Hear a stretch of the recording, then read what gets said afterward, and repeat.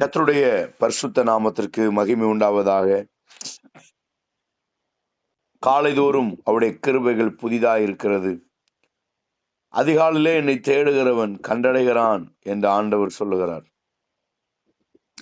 அவரை தேடுகிறவர்கள் முகங்கள் பிரகாசிக்கும், வெட்கப்பட்டு போனதில்லை. ஒருபோதும் அவரை நோக்கி பார்த்த முகங்கள் வெட்கப்படுவதில்லை, வெட்கப்பட்டு போவதில்லை. நீங்களும் நானும் அவரை தேடும் பொழுதெல்லாம் நம்முடைய முகத்தை அவர் பிரகாசிக்கிறார். மோசேயுடைய முகத்தை பிரகாசித்தார். மோசே 40 நாள் தேவ சமூகத்தில் இருந்து வரும்போது அவனுடைய முகத்தை ஒருவனாலும் பார்க்க முடியவில்லை. ஆண்டவருடைய முகத்தை போல மோசேயுடைய முகம் அழகாக, மகிமையாக, செழிப்பாக மாறினது. இன்றைக்கு இந்த சத்தத்தை கேட்கிற தேவ ஜனமே, உங்கள் முகங்களை பிரகாசிக்கிற ஒரு தேவன் உங்கள் அருகிலே இருக்கிறார். அவர் உங்கள் முகங்களை பிரகாசிப்பார். உங்களுடைய வாழ்க்கையை, உங்க கடமைகளை, உங்களுடைய அனைத்து காரியங்களையும் அவரிடத்துல நீங்கள் விட்டு கொடுத்தால் அவர் உங்களை பிரகாசிக்க பண்ணுவார். பைபிள்ல வாசிக்கிறோம், நீங்கள் கர்த்தருடைய கைகளிலே அலங்காரமான கிரீடமும் உன் தேவனுடைய கரத்துல ராஜமுடியுமா இருப்பாய் என்று வேதம் சொல்லுகிறார். அதனால நம்மள ஆண்டவர் ராஜமுடியாக, அலங்காரமான கிரீடமாக கர்த்தர் மாற்றுகிறார். அப்ப கர்த்தரை தேட தேட நம்முடைய முகங்கள் பிரகாசிக்கிறது, நம்முடைய சரீரம் ஆஸ்வதிக்கப்படுகிறது, நம்முடைய ஆவி தூய்மையாகிறது, நம்முடைய எண்ணங்கள் சீர்படுத்தப்படுகிறது, நம்முடைய சிந்தை மாறுகிறது. அதனால தேவனோடு நேரத்தை செலவழிக்கும் போது நமக்கு மிகுந்த ஆசீர்வாதம். யாரோடு நாம் நேரத்தை செலவழிக்கிறோம்? நம்முடைய நேரம் சிறிதா இருந்தாலும் பெரிதா இருந்தாலும் அந்த நேரத்தை அவரோடு கூட நாம் செலவழிக்கும் போது, அவரோடு கூட நாம் அந்த நேரங்களை கலந்து கொள்ளும் போது நம்முடைய ஜீவியத்துல தேவன் ஆசீர்வாதத்தை ஆண்டவர் தருகிறார். முடியாதவைகளை முடிய வைக்கிறார், நடக்காதவைகள் நடக்க வைக்கிறார். இதெல்லாம் வாய்ப்பே இல்லை அப்படின்ற வார்த்தைகளுக்கெல்லாம் பதில் சொல்லி அதற்கெல்லாம் வாய்ப்பு இருக்கிறது என்று அவைகளை நிறைவேற்றி முடிக்க வல்ல தேவனாக இருக்கிறார். நீங்களும் நானும் ஆராதிக்கிற இயேசு, அவருக்கு ஒருவர் உதவி செய்ய அவசியம் இல்லை, அவருக்கு ஒருவர் உதவி செய்ய வேண்டிய அவசியம் இல்லை. இன்னைக்கு தேசத்தில் இருக்கிற கடவுள்கள் என்று சொல்லப்படுகிற அத்தனை கடவுள்களுக்கும் மனிதன் உதவி செய்து கொண்டிருக்கிறான். மனிதன் அபிஷேகம் பண்ணுகிறான், மனிதன் குளிப்பாட்டுகிறான், மனிதன் உடைகளை மாற்றுகிறான், மனிதன் அவர்களுக்கு அந்த கடவுள்களை வாகனத்திலே வைத்து இழுத்து கொண்டு போகிறான், தேர் இழுக்கிறான், தெருவில் விடுகிறான். இதெல்லாம் மனுஷன் இன்னைக்கு இருக்கிற கடவுள்களுக்கு செய்கிற தொண்டு, அருள்பணி என்று சொல்லுகிறார்கள். ஆனால் நீங்களும் நானும் ஆராதிக்கிற இயேசுவை யாரும் இழுத்து கொண்டு போக வேண்டிய அவசியம் இல்லை, யாரும் அவருக்கு சொல்லிக் கொடுக்க வேண்டிய அவசியம் இல்லை, யாரும் அவர்கிட்ட போய் ஆண்டவரை இதை செய்யுங்க அதை செய்யுங்க நம்ம அவருக்கு ஒரு பாடத்தை கற்றுக் கொடுக்க வேண்டிய அவசியம் கிடையாது. ஒரு வாகனத்தை ஓட்டுறவங்களுக்கு லைசன்ஸ் வேணும். ஆண்டவருக்கு எதுவும் லைசன்ஸ் தேவையில்லை. ஆனா சகலத்தையும் அவர் அறிந்தவர்னு பைபிள் சொல்லு. யோபு சொல்லுகிறான், அவர் சகலத்தையும் செய்ய வல்லவர், அதனதின் காலத்திலே நேர்த்தியாய் செய்து முடிப்பார். சகலத்தையும் செய்ய அவர் வல்லவர். அவருக்கு ஒரு ப்ராப்ளம் கிடையாது. அவருக்கு எல்லாம் தெரியும். அவருக்கு எல்லாம் தெரியும். மனுஷனை தெரியும், மிருகங்களை தெரியும், பறவைகளை தெரியும், ஊரும் பிராணிகளை தெரியும், இயற்கையை தெரியும். அவருக்கு தெரியாத இந்த உலகத்துல எதுவும் இல்லை. அதனாலதான் பைபிள் சொல்லுது, அவர் உண்டாக்கினவர், அவர் வார்த்தையினாலே உண்டாக்கினார். ஒரு வார்த்தையினாலே நதிகளையும் இயற்கையையும் உலகத்தில் இருக்க அத்தனை ஜீவராசிகளையும் வார்த்தையினாலே அவர் உண்டாக்கினார், சூரியன், சந்திரன், எல்லாவற்றையும். அதனால அவருக்கு நம்ம பாடம் கற்றுக் கொடுக்கவோ அவரை நம்ம சுமக்கவோ, அவரை நாம வழிபடுற மாதிரி நினைத்து அவருக்கு நாம் உதவி செய்கிறவர்களாய் அல்ல, எப்பொழுதும் அவர் நமக்கு உதவி செய்கிறவராய் இருக்கிறார். 24 மணி நேரம் அவர் நமக்கு என்ன செய்யலாம் என்று யோசிக்கிற ஒரு ஆண்டவர் இருக்கிறார். பிரியமானவர்களே, இன்றைக்கு ஒரு வசனத்தை உங்களுக்கு நான் வாசிக்கிறேன். யோவான் 12ஆம் அதிகாரம் 24வது வசனம்.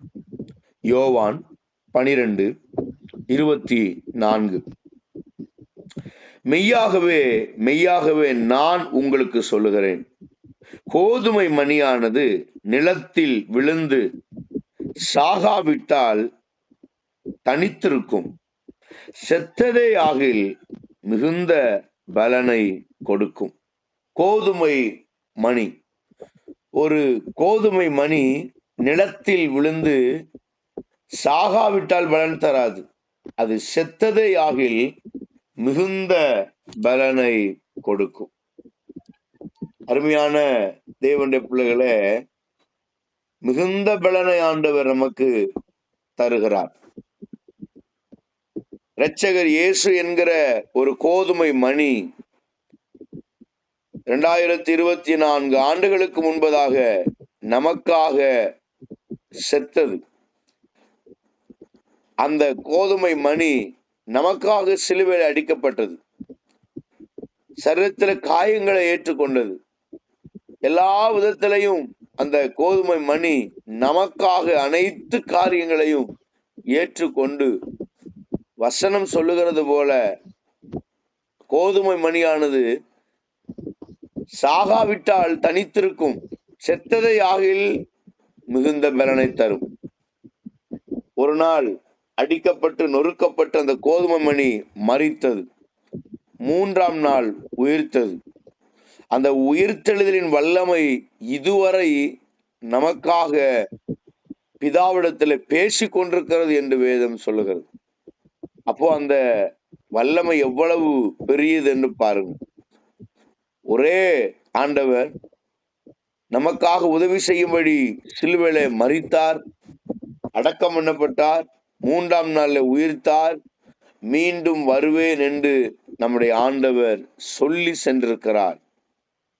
அப்போ அந்த கோதுமை மணி செத்ததுனாலதான் அந்த கோதுமை மணியிலிருந்து அநேகர் ஆஸ்வதிக்கப்படுவார்கள் அல்லவா, அது வளர்ந்து கனிதரும். அதுபோல அந்த இயேசுடைய மரணத்தினால நீங்களும் நானும் அவர் உயிர்ப்பிக்கப்படும் பொழுது அந்த உயிர்ப்பிக்கிற வல்லமையின் மூலமாக நீங்களும் நானும் உயிர்ப்பிக்கப்பட்டிருக்கிறோம். அந்த கோதுமை மணியின் கிளைகளிலே உண்டாக்கப்பட்டவர்கள் நாம், கோதுமை மணியின் கனிகள் நாம்.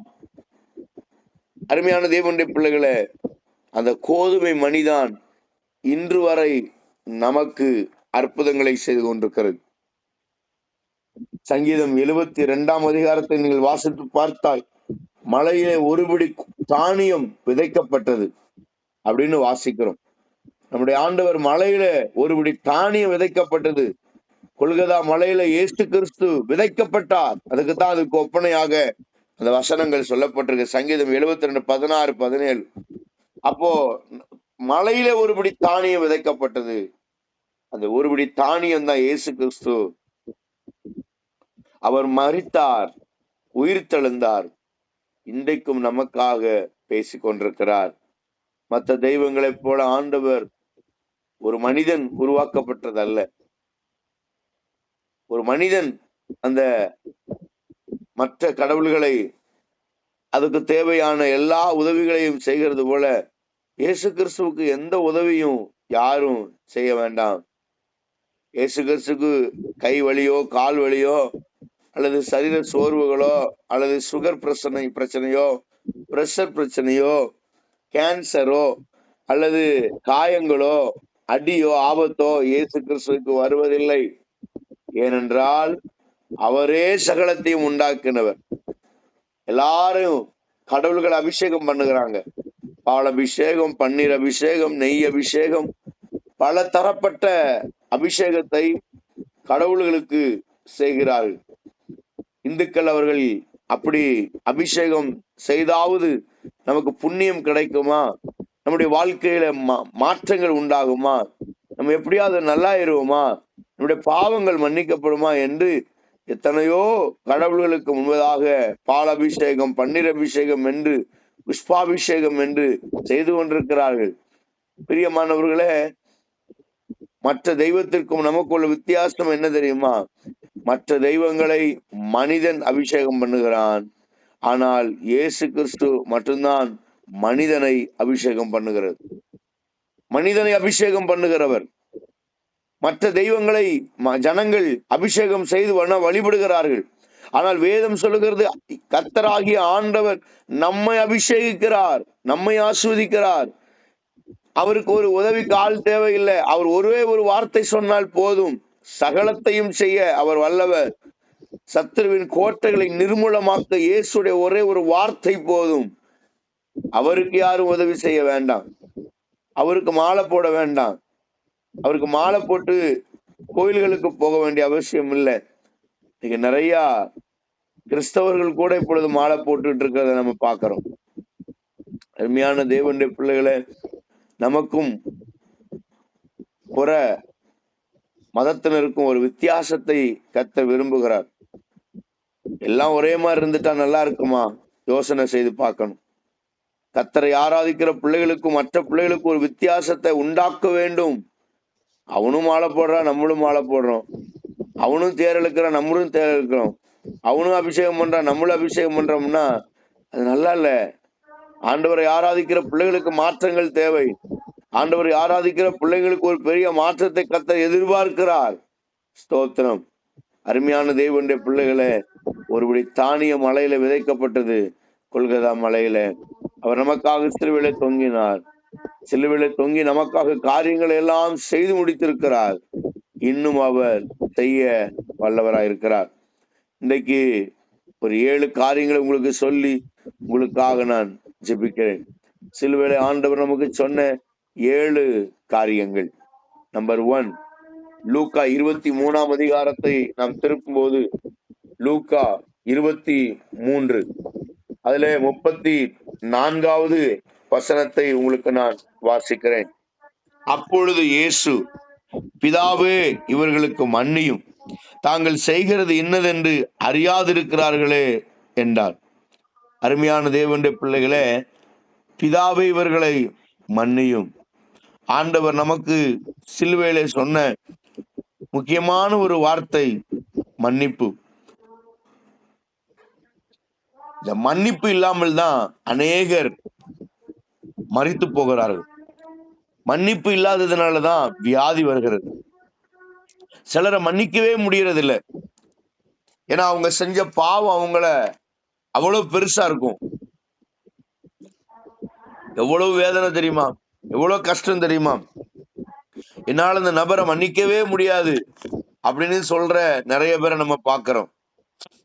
ஆனா ஆண்டவர் சொல்றாரு, நீ மன்னி மத்தவங்களை.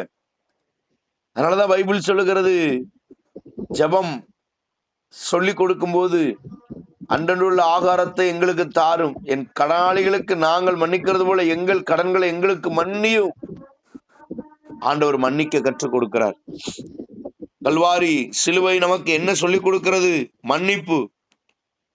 இரட்சகர் இயேசு நமக்கு பாடுபட்டது எதை காட்டுகிறது? நீ மன்னிக்க வேண்டும் மற்றவர்களை. தன் சொந்த சகோதரனை மன்னிக்க வேண்டும், பெத்த தாய் மன்னிக்கணும், பிள்ளைகளை மன்னிக்கணும், பெற்றோரை மன்னிக்கணும், கூட பிறந்தவர்களை மன்னிக்கணும். மன்னிக்காத ஒரு மனுஷன் பரலோக ராஜ்யத்துக்கு போக முடியாது. அப்ப எத்தனை முறை மன்னிக்கலாம்? வேதம் என்ன சொல்லுகிறது? 770 முறை மன்னிக்கலாம். இப்ப 770னா எத்தனை? 7 என்பது பூரணம். ஒரு மனுஷன் பூரணமா பாவம் செய்யறான், இனிமேலும் இவன் திருந்துற மாதிரி வாய்ப்பே இல்லை, இவனுக்கு லட்சம் தடவை மன்னிச்சாச்சு, இனியும் மன்னிக்க வாய்ப்பு இல்லைன்னு சொல்லும் போது, ஒரு முறை மன்னியுங்கள், பூரணமாக மன்னியுங்கள். பூரண அன்பு, பூரண மன்னிப்பு நமக்கு அவசியம். நீங்களும் நானும் மற்றவர்களை மன்னிக்கிறோமா என்று பார்க்கணும்.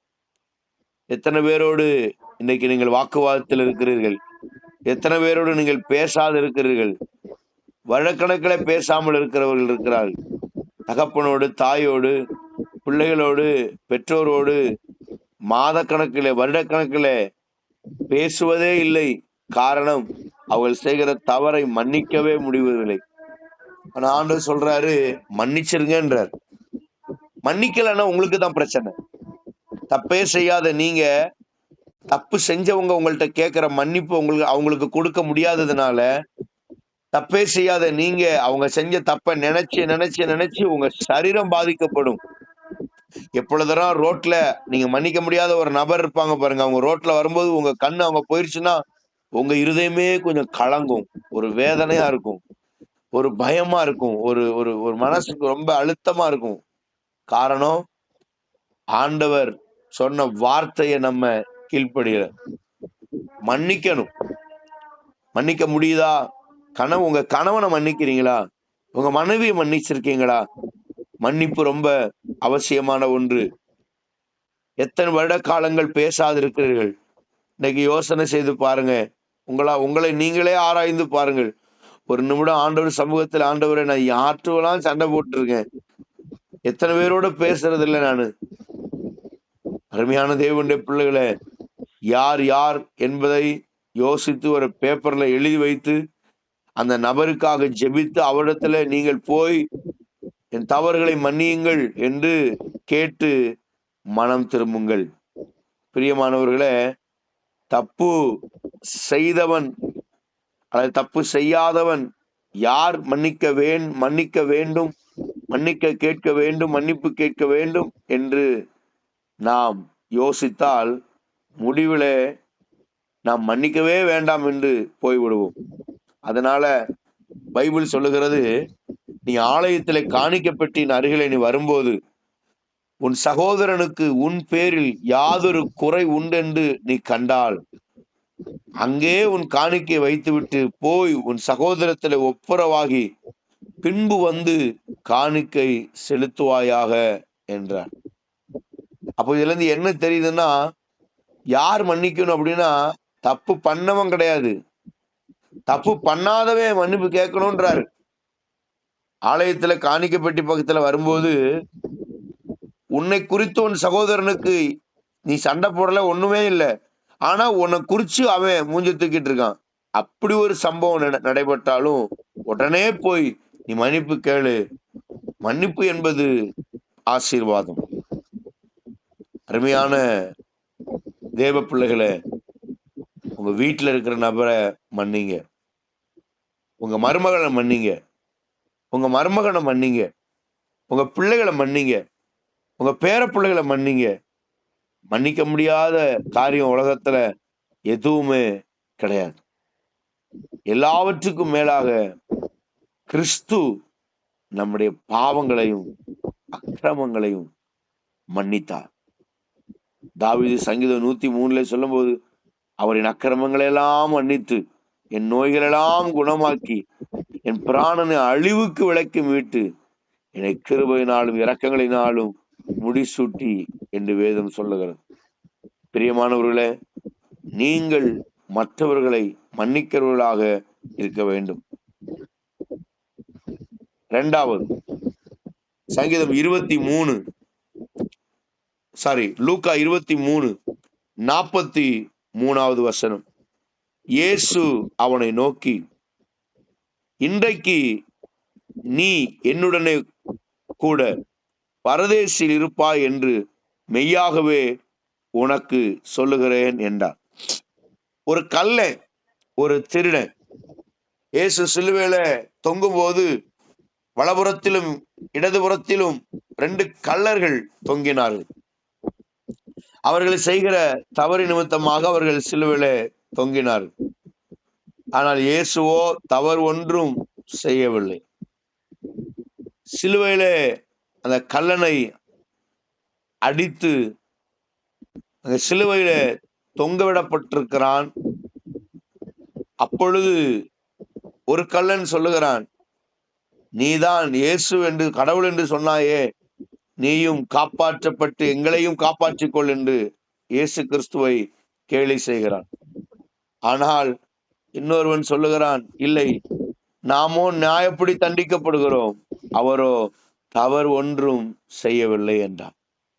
அந்த சனப்பொழுதிலே அவன் கேட்கிறான், ஆண்டவரே, இயேசுவே, இன்றைக்கு எனக்கு ஒரு உமோடு கூட ஒரு இடம் கிடைக்குமா? எனக்கு ஒரு ரட்சிப்பு கிடைக்குமா? உடனே ஆண்டவர் சொல்லுகிறார், இன்றைக்கு என்னோடு கூட பரதேசியில் இருப்பாய். இவர் என்ன மதம், இவர் என்ன ஜாதி, இவர் என்ன குலம் கோத்திரம் என்று இயேசு கேட்கவே இல்லை. அவர் சொன்ன ஒரே ஒரு வார்த்தை, இன்றைக்கு நான் மரித்து பரதேசிக்கு போகும்போது நீயும் என்னோடு கூட இருப்பாய் என்றார். உடனே ரட்சிப்பு கொடுக்கிறார். அப்போ நான் பார்க்கிற இரண்டாவது காரியம் ரட்சிப்பு. முதலாவது மன்னிப்பு, இரண்டாவது ரட்சிப்பு. ரட்சிக்கப்படுகிற எல்லாரையும் இயேசு சபையிலே சேர்த்து கொண்டு வந்தார். அவர் நம்மை ரட்சிக்கிற தேவனாக இருக்கிறார். ஏசாயா 33:6 சொல்லப்பட்டிருக்கிறது, பூரண ரட்சிப்பு, பூரணமான ஒரு ரட்சிப்பு. நீங்க ரட்சிப்பை குறிச்சு நிறைய பேசிட்டு இருக்கலாம். நீங்க ரட்சிக்கப்பட்டிருக்கிறீங்களா? உடனே ஆமா, நான் ரட்சிக்கப்பட்டிருக்கிறேன், நான் ஜெபிக்கிறேன், நான் வாரந்தோறும் ஆலயத்துக்கு போகிறேன், என்ன குறை இருக்கிறது? ரட்சிப்புல எந்த சந்தேகமும் எனக்கு இல்லை. ஆனா பைபிள் சொல்லுகிறது, அனுதினமும் ரட்சிக்கப்படுங்க, டெய்லி ரட்சிக்கப்படணும், வசனத்தை கேட்கணும், உருவாக்கப்படணும் என்று வேதம் சொல்லுகிறது. மார்க் 16:16, விசுவாசம் உள்ளவன் ஆகி ஞானஸ்நானம் எடுக்கிறவன் எவன் அவன் ரட்சிக்கப்படுவான். ரட்சிக்கப்படணும், ரட்சிப்பு அவசியம். அதனாலதான் சிலுவையில கர்த்தர் மரிச்சாரு, அதனாலதான் கொல்கதா பாடு, அதனாலதான் அந்த கபால ஸ்தலத்துல அவர் மரித்தார், தொங்க விடப்பட்டார். பிரியமானவர்களே, ரட்சிப்பை இழந்துடாதீங்க. நிறைய பேர் ரட்சிப்பை இழந்துட்டாங்க. நிறைய பேரு ரட்சிக்கப்பட்டிருக்காங்க அப்படின்னு சொல்லிட்டு அவர்கள் இன்னும் அந்த ரட்சிப்பை இழந்தது தெரியாமல் தவித்து கொண்டிருக்கிறார்கள். ஜெபித்தா ஜெபம் கிடையாது, கேட்கப்படவில்லை, உபவாசத்துக்கு பதில் இல்லை, கண்ணீருக்கு பதில் இல்லை. காரணம், இவங்க தேவனோடு பெற்றுக்கொண்ட, தேவன் கொடுத்த ரட்சிப்பை இழந்தார்கள்.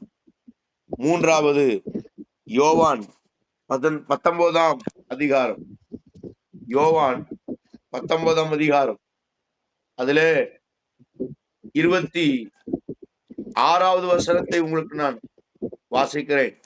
யோவான் 19:26. அருமையான தேவனுடைய பிள்ளைகளே, அப்பொழுது இயேசு தம்முடைய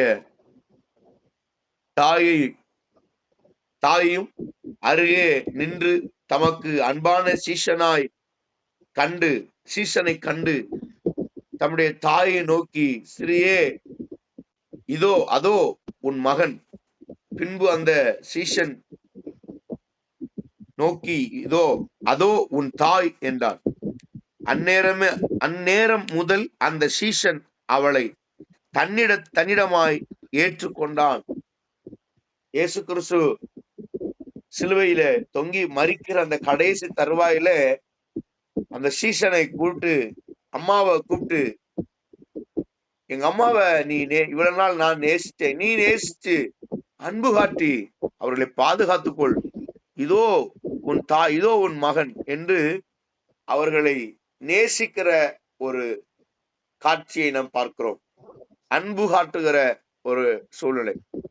அப்போ ஒரு நல்ல ஒரு தேவ மனுஷன் ஆண்டவருடைய சிலுவையிலிருந்து கிடைக்கக்கூடிய மூன்றாவது அற்புதமான ஒரு செயல் என்னவென்றால் அன்பு. சாகறதுக்கு முன்னால கூட தன் அம்மாவை அனாதையா விட்டு போயிடக்கூடாது என்று அதை கர்த்தர் அறிந்து அந்த தன் அன்பை வெளிப்படுத்துகிறார். அன்பு இருக்கிறதா என்று பார்க்க வேண்டும். பேரு நமக்கு அன்பரசி, அன்பு செல்வன்,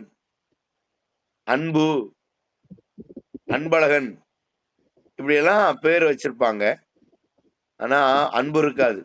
உங்களுக்கு அன்பு இருக்கான்னு பாருங்க. நீங்க அன்பா இருக்கிறீங்களா? எல்லாரிடத்திலே அன்பா இருக்கீங்களா? பூரண அன்பு பயத்தை புறம்பே தள்ளும்னு பைபிள் சொல்லுகிறது. அன்பில்லாதவன் தேவனை அறியான்னு பைபிள் சொல்லுகிறது. தேவன் அன்பாகவே இருக்கிறார். அன்பில்லாதவன் தேவனை அறிந்து கொள்ளவே முடியாது. எப்படி விசுவாசம் இல்லாமல் பெற்றுக்கொள்வது எல்லாம் பாவமா இருக்கும்னு சொல்லியிருக்கோ, அதுபோல அன்பு இல்லாமல் தேவனை அறிந்து கொள்ளவே முடியாது. அன்புள்ள விசுவாசிகளாய் இருங்கள். மற்றவர் பேர்ல அன்பு, பிள்ளைகள் பேர்ல அன்பு, கணவன் மனைவி மேல அன்பு, சபை மேல விசுவாசி அன்பு, ஊழியக்காரர் மேல விசுவாசி அன்பு. அப்போ அன்புதான் நம்முடைய ஜீவியத்துல மிக மிக முக்கியமானது. ஒருவர் பேரில் ஒருவர் அன்பா இருக்க வேண்டும். ஒருவரோட அன்பா இருந்து கிறிஸ்துவின் பிரமாணத்தை நிறைவேற்றுங்கள் அப்படின்னு சொல்றார். 1 யோவான் 4ஆம் அதிகாரம் 7-8 தேவன் அன்பாய் இருக்கிறார் அப்படிதான் பைபிள் சொல்லுகிறது. யோவான் 3ஆம் அதிகாரம் 16ஆவது வசனம், தேவன் தம்முடைய ஒரே பேரான குமாரன் விசுவாசிக்கிறன் எவனோ அவன் கெட்டு போகாமல் நித்திய ஜீவனை அடைமடிக்கு இவ்வளவாய் தந்தருளி உலகத்திலே அன்பு கூர்ந்தார். அப்போ அன்பு ரொம்ப அவசியம். அன்பு இல்லாததுனால நிறைய குழப்பங்கள் வருகிறது. அப்போ நாம் அன்பா இருக்க வேண்டும். சிலுவையில நமக்கு கிடைத்த 3வது ஆசீர்வாதம் அன்பு. முதலாவது மன்னிப்பு, 2வது ரட்சிப்பு, 3வது அன்பு. 4வது ஒரு காரியத்தை உங்களுக்கு சொல்லுகிறேன். மத்தேயு 27ஆம் அதிகாரம், மத்தேயு 27ஆம் அதிகாரம், அதுல 46வது வசனத்தை பாருங்கள். 6ஆம் மணி நேரம் முதல் 9ஆம் மணி நேரம் வரைக்கும் பூமி எங்கும் அந்தகாரம் உண்டாயிற்று. 46 9ஆம் மணி நேரத்தில் இயேசு ஏலி ஏலி லாமா சபத்தானி என்று மிகுந்த சத்தமிட்டு கூப்பிட்டார். அதற்கு என் தேவனே என் தேவனே ஏன் என்னை கைவிட்டீர் என்று அர்த்தம். நான் பேசுகிற வார்த்தை எல்லாம் தேவன் சிலுவையிலே நமக்கு கொடுத்த வார்த்தைகள், சிலுவை பாடுகளிலே ஆண்டவர் கொடுத்த வார்த்தைகள். நீங்க எப்படி இருக்கணும்?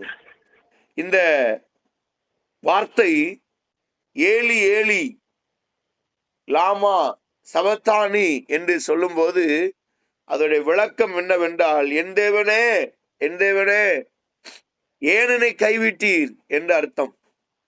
அதனாலதான் யோவான் 3ஆம் அதிகாரத்துல பாத்தீங்கன்னா, ஒன்றான தேவனையே நமக்காக இந்த பூமியில அவர் அனுப்பினார் என்று நாம் படிச்சோம். தேவன் தம்முடைய ஒரே பேரான குமாரனை பூமியிலே தந்தார். அவருடைய அன்பு அதுல விளங்கிச்சு. இயேசு கிறிஸ்து எப்படி வளர்ந்திருப்பாருன்னு பாருங்க. இயேசு கிறிஸ்து எவ்வளவு செல்லமா வளர்ந்திருப்பாருன்னு பாருங்க. அவ்வளவு அன்பா தாய் வளர்த்திருப்பாங்க, அரவணைச்சி அன்பா. ஆனா நமக்காக சிலுவையில எல்லாம் இழந்து, எல்லாவற்றையும் அவர் இழந்து பாடுகளை அனுபவித்து, வேதனை அனுபவித்து, தன்னுடைய அனைத்து ஆசா பாசங்களையும் சிலுவையில அவர் அழித்தார் என்றுதான் பைபிள் சொல்லுகிறது. நமக்காக தாய் இருந்தும் தகப்பன் இருந்தும் அவரை அரவணைக்க ஒருவரும் இல்லாமல் சிலுவையில சொல்றாரு, இல்ல என் தேவனே என் தேவனே ஏனனை கைவிட்டீர். அவரை அரவணைக்க ஒருவரும் இல்லை. அதனாலதான் ஆண்டவர் சொல்றாரு, நான் மரிச்சாதான் உன்னை அரவணைச்சு உன்னை பாதுகாக்க முடியும். ஸ்தோத்திரம். இயேசு கிறிஸ்து நமக்கு கற்றுக் கொடுக்கிற பாடம், அவர் நம்மை அரவணைக்கிறார். பிரியமானவர்களே, உலகத்தில் நமக்கு ஆறுதலோ அல்லது உதவிக்கரம் நீட்டுவதற்கோ ஒருவரும் இல்லாதிருந்தும் பரவாயில்லை, கர்த்தர் நமக்கு அரவணைப்பாக இருக்கிறார். இன்னைக்கு அவர் நம்மை அரவணைக்கிறார். மனுஷர்ல அரவணைக்காட்டா பரவாயில்ல, மனுஷர் நம்மளை கண்டுக்கிடாம விட்டுட்டா பரவாயில்ல, கர்த்தர் உங்களை அரவணைக்கிற தேவனாக இருக்கிறார். அருமையான தேவனுடைய பிள்ளைகளை, உங்களுக்காக கர்த்தர் இருக்கிறார். ஒருபோதும் உங்களை கைவிட மாட்டார். இன்னைக்கு ஒண்ணு சொல்லி நாளைக்கு ஒண்ணு சொல்ல மாட்டார். உங்களுக்கு என்ன சொன்னாரோ அவைகளை ஆண்டவர் நிறைவேற்றி முடிப்பார். பிரியமானவர்களே, அவருடைய வார்த்தையின் மேல, அவருடைய வல்லமையின் மேல விசுவாசம் உள்ளவர்களா இருங்கள். நிச்சயமாக கர்த்தர் உங்களை ஆசீர்வதிப்பார். யோவான் 19ஆம் அதிகாரம், அதுல நமக்கு 25வது வசனம் நமக்கு என்ன சொல்லுகிறது? 25, 28 நீங்க வாசித்து பார்த்தீங்கன்னா செழிப்பை குறித்து வாசிக்கிறோம். பிரியமானவர்களே, இயேசுவின் சிலுவை அருகே அவருடைய தாயும் அவருடைய சகோதரியும் மரியா மகதலேனா மரியாளும் பாருங்க, இவங்க எல்லாம் அங்க நிற்கிறாங்க. 28 சொல்லப்பட்டிருக்கிறது. அதன் பின்பு எல்லாம் முடிந்தது என்று அறிந்து வேத வாக்கியம் நிறைவேறத்தக்கதாக தாமதமாயிருக்கிறேன் என்றார். உடனே இயேசு கிறிஸ்துவ தாகமா இருக்கிற அப்படின்றார். எனக்கு தண்ணி வேணும், தாகமா இருக்கிறேன். தாகம்னா என்ன? தண்ணி வேணும், அப்படிதான் அர்த்தம். ஆனா உடனே 29 நீங்க பாத்தீங்கன்னா கடற்காளானை எடுத்து, அதுல அந்த கசப்பா இருக்கும், அதை எடுத்து ஒரு துணியில சுத்தி அதை முக்கி ஆண்டுடைய நாவில படும்படி வைக்கிறார். கசப்பு, ஒன்னும் முடியல. ஆனாலும் ஆண்டவருக்கு அந்த கசப்பான காடி அவர் கொடுக்கிறார். இயேசு கிறிஸ்து என்ன நினைச்சிருப்பாரு? தாகமா இருக்கேன்னு சொன்னா தண்ணி தானே கொடுக்கணும். இவர்கள் கசப்பான காடியை கொடுத்தால் அவருக்கு ஒரு தருத்தரம், தண்ணி கூட கொடுக்க ஆள் இல்லை. ஏன் அவர் அந்த தண்ணி கூட கொடுக்க ஆள் இல்லாம தொங்கினார் என்றால், நீங்களும் நான் இந்த பூமியில செழிப்பா இருக்கும்படியாக இயேசு தன்னை சிலுவையிலே ஒப்பு கொடுத்தார். அடிக்கப்படுவதற்கு ஒப்பு கொடுத்தார், காயப்படுத்தப்படுவதற்கு ஒப்பு கொடுத்தார், மரிக்க ஒப்பு கொடுத்தார். பிரியமானவர்களே, நீங்களும் நானும் செழிப்பாக வாழ வேண்டும் என்பதற்காக இயேசு சிலுவையில தண்ணீர் கூட இல்லாமல் அவர் தொங்கினார். இந்த காலவேளை இந்த செய்தியை கேட்கிற தேவ பிள்ளைகளை, நம்முடைய ஆண்டவர் நமக்காக செய்த ஒவ்வொரு நன்மைகளை நினைத்து ஆண்டவரை நாம் துதிக்க வேண்டும். பிரியமானவர்களே, நாம் எப்படிப்பட்ட வாழ்க்கை வாழுகிறோம்? தயவு செய்து ஆண்டவர் நம் செழிப்பாயிருக்கும்படிதான் இயேசு சிலுவையில மரித்திருக்கிறார். கலாத்தியர் 3ஆம் அதிகாரம் 13வது வசனம் வாசிக்கிறோம். மரத்திலே தூக்கப்பட்ட எவனும் சபிக்கப்பட்டவன் என்று எழுதியிருக்கிறபடி கிறிஸ்துவ நமக்காக சாபமாகி நியாயப்பிரமாணத்தின் சாபத்திற்கு நம்மை நீங்களாக்கி மீட்டு கொண்டார். அவர் சிலுவையில மரத்தில தூக்கப்பட்டு நமக்காக அவர் சாபமானதுனால அவருடைய அன்பை விளங்க பண்ணினது மாத்திரமல்ல, அவருடைய தரித்திரத்தின் நிமித்தம் நாம் செழிப்பை பெற்றிருக்கிறோம். நீங்களும் நானும் செழிப்பாக இருக்கிறோம். நீங்களும் நானும் செழிப்பை பெற்றிருக்கிறோம். காரணம், இயேசு நமக்காக சிலுவையில மரித்ததுனால. இயேசு நமக்காக சிலுவையில மரித்ததுனால நாம் மீட்பை பெற்றிருக்கிறோம். 6வது யோவான் 19ஆம் அதிகாரம் 30வது வசனம் சொல்லுகிறது, இயேசு காடியை வாங்கின பின்பு முடிந்தது என்று சொல்லி தலையை சாய்த்து ஆவியை ஒப்பு கொடுத்தார். எல்லாம் முடிந்தது. எது முடிந்தது? நமக்காக சிலுவையில் ஒரு பெரிய மீட்பு கொடுத்திருக்கிறார். முடிந்தது. சாபம் முடிந்தது, பிரச்சனை முடிந்தது, அடிமைத்தனம் முடிந்தது. ஆனால் உங்களுக்கு கர்த்தர் ஒரு பெரிய மீட்பை ஆண்டவர் வைத்தார். சிலுவையில இயேசு மரித்த உடனே நமக்கு கிடைத்தது என்ன தெரியுமா? பணம் காசு அல்ல, நமக்கு ரட்சிப்பை, மீட்பை ஆண்டவர் தந்திருக்கிறார். உங்களை மீட்டெடுத்திருக்கிறார். பிரியமானவர்களே, நீங்கள் யாருக்கும் அடிமை அல்ல. ஆதாமின் மூலமாய் இழந்ததை, ஆதாமின் மூலமாய் இழந்து போன ஆசீர்வாதங்களை இயேசு சிலுவையின் மூலமாய் நமக்கு அவைகளை வாங்கி தந்திருக்கிறார், மீட்டெடுத்திருக்கிறார். பெரிய புயலிலே சிக்கி மரண தருவாயில் இருந்த ஒரு மனிதனை காப்பாற்றுகிறது போல இயேசு கிறிஸ்துடைய வார்த்தை நம்மளை மீட்டு, இயேசு கிறிஸ்துடைய சிலுவை நம்மளை மீட்டெடுக்கிறது. பிரியமானவர்களே, நம்மோடு கூட பிறந்தவர்கள் அல்லது நம்மோடு கூட வாழ்ந்தவர்கள், நம் தெருவில் இருந்த நம்ம நண்பர்களெல்லாம் நோக்கி பாருங்க, எத்தனை பேர் இந்த பூமியில இன்றைக்கு இருக்கிறார்கள். நீங்களும் நானும் எப்படி இருக்கிறோம் என்று பார்க்க வேண்டும். சாப்பிடுவதற்கு வழி இல்லாமல் அலைகிற ஜனங்கள் இந்த தேசத்தில் இருக்கிறார். நம்முடைய உறவுகள், நம்முடைய நண்பர்கள் எத்தனையோ பேர் சிரமப்பட்டு கொண்டிருக்கிறார். ஆனா கர்த்தர் நம்மை மீட்டு புதுவாழ்வு தந்து இன்றைக்கு நம்மளை ஆசீர்வாதமாய் வைத்திருக்கிறார். 7வதாக லூக்கா 23ஆம் அதிகாரம் 46வது வசனம் சொல்லுகிறது, அவர் நமக்கு பாதுகாப்பை அவர் தருகிறார். அவர் நமக்கு ஒரு பாதுகாப்பை தருகிறார். பிரியமானவர்களே, ஸ்தோத்திரம். இயேசு நமக்கு செய்த நன்மை அவருடைய அவருடைய அவருடைய வார்த்தையினாலே நமக்கு பாதுகாப்பு உண்டாகிறது. பிரியமானவர்களே, ஸ்தோத்திரம். நம்முடைய இயேசு யாருக்கும் இல்லாத ஒரு பாக்கியத்தை நமக்கு தந்திருக்கிறார். இயேசு யாரையும் அவர் யாரும் இயேசுவை கொல்லல. எந்த மனுஷனும் இயேசுவை குத்தி கொல்லல. எப்பொழுதுமே சிலுவையில தொங்கப்பட்டவங்க குறிப்பிட்ட நேரத்தும் கழிச்சு சாக மாட்டாங்க, லேட் ஆகும்னு சொல்லி ஒரு கத்தி எடுத்துட்டு அவங்க காலை ஒடிச்சிருவாங்கள, எலும்புகள் முறிக்கப்படும். ஆனா வேதம் சொல்லுகிறது, குறித்த நேரத்துக்கு அவங்கள வர்றதுக்கு முன்னாலேயே இயேசு கிறிஸ்து மரித்தார். இயேசு கிறிஸ்து ஒருத்தன் கொல்லல, ஏசப்பாவை ஒருத்தன் அடிச்சு கொல்லல, இயேசு கிறிஸ்து ஒருத்தன் குத்தி கொல்லல, தன் ஆவியை ஒப்பு கொடுத்தார். அவரே மரிச்சார். யாருக்கும் சாபம் வேண்டாம், யாரும் கஷ்டப்பட வேண்டாம், யாரும் இந்த குற்றப்பழி எடுக்க வேண்டாம். அவரே சிலுவையிலே மரித்தார். என் ஆவியை ஒப்பு கொடுக்கிறேன் என்று சொல்லி அவர் தலைகளை சாய்த்தார். எப்படி அவர் தலை சாய்ச்சாராம், அந்த அந்த சிலுவையில கூட அவரு தலையை சாய்க்கலையாம். அவர் முன்னாடி தலையை கீழே விட்டார். நான் யாருக்கும் இந்த சிலுவைக்கு கூட பாரமா இருக்க விரும்பல. இயேசு கிறிஸ்துவ பாருங்க, சிலுவை கூட நான் பாரமா இருக்க மாட்டேன் என்று அவர் மரணம் கூட அவர் தோளிலே தான் சாய்ந்தாரே தவிர வேறு எதிலையும் சாய்ந்து அவர் மரிக்கவில்லை. அவரிடத்துல கற்றுக்கொள்ள வேண்டியது என்ன? அவர் நமக்கு ஒரு பெரிய பாதுகாப்பை தந்திருக்கிறார், ஒரு பெரிய மீட்பை தந்திருக்கிறார். ஒரு ஏழு பூக்களை சொல்லியிருக்கிறேன். அதுல ஒவ்வொன்றாய் நீங்கள் யோசித்து பார்த்தால் உங்களுக்கு புரியும். மன்னிப்பு, ரட்சிப்பு, அன்பு, அரவணைப்பு, செழிப்பு, மீட்பு, பாதுகாப்பு. இந்த 7 காரியங்களும் உங்க வாழ்க்கையில இருந்தால் உங்கள் வாழ்க்கை பிரகாசமாக இருக்கும். இதுல முக்கியமாக மற்றவர்களிடத்துல அன்பு கூறுங்கள், மற்றவர்களை மன்னிக்க வேண்டும். கர்த்தர் உங்களை ஆசீர்வதிப்பாராக. ஆமென், ஆமென்.